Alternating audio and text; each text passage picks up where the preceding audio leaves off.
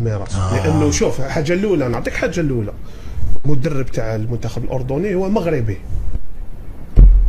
واش معناتها وليد؟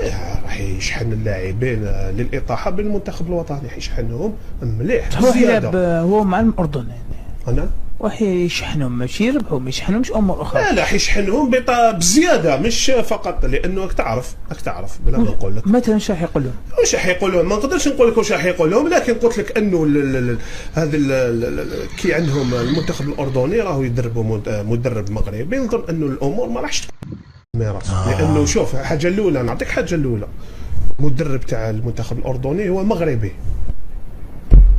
واش معناتها وليد؟